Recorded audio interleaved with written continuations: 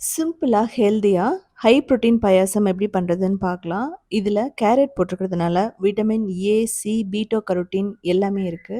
அது மட்டும் இல்லாம போன் ஸ்ட்ரென்த்துக்கு வந்து பார்த்தீங்க அப்படின்னா, ரொம்ப ரொம்ப பெர்ஃபெக்ட்டா இருக்கும். குக்கர்ல பண்றதுனால 10 நிமிஷத்தில பண்ணிறலாம். இது வந்து பார்த்தீங்கன்னா, நைட்டு வரைக்குமே கெட்டு போகாது. இதுக்கு ஒரு கேரட் எடுத்துக்கலாம். தோலெல்லாம் எடுத்துட்டு ஃபைனா நம்ம வந்து துருவி எடுத்துக்கலாம். குழந்தைகளுக்கு ரொம்ப பெருசா இருந்தாலும் சாப்பிட மாட்டாங்க. யூசுவலா இந்த பாயாசம் அப்படிங்கிறது கேரட், அதுக்கப்புறம் பாசிப்பருப்பெல்லாம் சாப்பிடாத குழந்தைகளுக்காக. கண்டிப்பா இந்த சத்துக்கள்லாம் போகணும். ஸோ, இதுக்கப்புறம் நம்ம தேங்காய் பால் எடுக்கணும். ஒரு 1/4 மூடி தேங்காய நம்ம நல்லா வந்து கட் பண்ணிட்டு, இது மாரி அரைச்சு பால் எடுத்துக்கலாம். நீங்க இந்த பால் இல்ல அப்படின்னா, நார்மல் பால் கூட யூஸ் பண்ணலாம். தேங்காய் பால் வந்து வயித்து புண்ணுக்கு ரொம்ப ரொம்ப நல்லது கூட.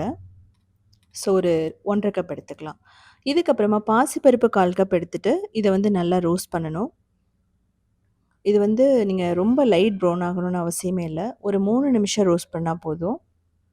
பாசிப்பருப்பு இல்லன்னா கடலை பருப்பு நீங்க யூஸ் பண்ணலாம். இப்போ அதே குக்கர்ல நெய் ஊத்திட்டு, முந்திரி, திராட்சை போட்டு நல்லா வறுக்கணும். நான் வந்து கருப்பு திராட்சை எடுத்திருக்கேன். நீங்க வந்து எது வேணாலும் யூஸ் பண்ணலாம். இதோடயே பாதாம், பிஸ்தா போட்டு கூட நீங்க பண்ணலாம். நல்லாவே இருக்கும். இப்போ நம்ம கேரட்ட போட்டுட்டு 2 நிமிஷம் நல்லா ரோஸ்ட் பண்ணீங்க அப்படின்னா, அதில உள்ள பச்சை வாசனை போயிடும். ஸோ, அப்படிங்கும்போது நம்ம கேரட் போட்டிருக்கிறதே தெரியாது. தேவைப்பட்டா 1 டேபிள் ஸ்பூன் நெய் கூட நீங்க போட்டுக்கலாம். நெய் பிடிக்காதவங்க நீங்க ஆயில் யூஸ் பண்ணிக்கலாம். ஃப்ளேவர் இல்லாத ஆயில். இப்போ பாசிப்பருப்பை நல்லா வாஷ் பண்ணிட்டு இதையும் போட்டுட்டு ரோஸ்ட் பண்ணுங்க. இது ரொம்ப நேரம் ரோஸ்ட் பண்ணணும்னு அவசியமே இல்ல. 1 நிமிஷம் ரோஸ்ட் பண்ணா போதும். அதோட மிக்ஸ் ஆகணும் அவ்வளோதான். இல்லன்னா அப்படியே போட்டு கூட தண்ணி ஊத்தி நீங்க வேக வைக்கலாம். இல்ல அப்படின்னா பால் ஊத்தி வேக வைக்கலாம். கிட்டத்தட்ட ஒரு 3 விசில் மீடியம் ஃப்ளேம்ல வச்சீங்க அப்படின்னா, அப்படியே பஞ்சு போல ரெடி ஆயிடும் உங்களுக்கு. ஸோ, நல்லா மசிச்சு விட்டுக்கணும். ஸோ, இந்த ஸ்டேஜில பார்த்தீங்கன்னா தெரியும்.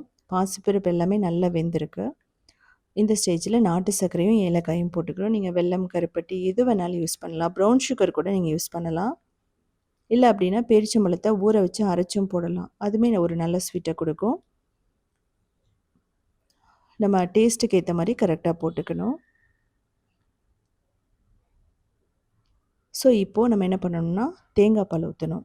தேங்காய் பால வந்து ஊத்தும்போது நீங்க லோ ஃப்ளேம் வச்சுட்டு ஊத்துங்க. இல்ல அப்படின்னா ஹை ஃப்ளேம் வச்சீங்கன்னா திரிஞ்சிடும். இப்போ வறுத்து வச்ச முந்திரி, திராட்சை போட்டோம் அப்படின்னா ரொம்ப சூப்பரா ரெடி ஆயிடும். இந்த ஸ்டேஜில அடுப்ப ஆஃப் பண்ணிடலாம்.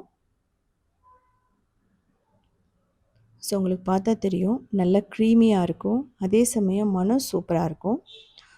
இதே மாதிரி சிம்பிளான, யூனிக்கான ரெசிபீஸ் வேணும் அப்படின்னா, நீங்க உத்தமி கிச்சன ஃபாலோ பண்ணலாம். கிரியேட்டிவ் வேர்ல்டுன்னு சொல்லிட்டு இன்னொரு சேனலும் இருக்கு. அதுலயுமே 2000 ரெசிபீஸ் இருக்கு.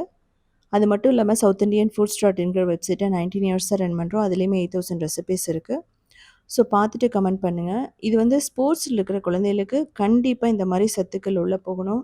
எல்லா டைமே பர்கர், பீஸா அதெல்லாம் சாப்பிடுறதுக்கு இது மாரி பழக்கப்படுத்திட்டோம் அப்படின்னா, ரொம்ப விருப்பப்பட்டு சாப்பிடுவாங்க.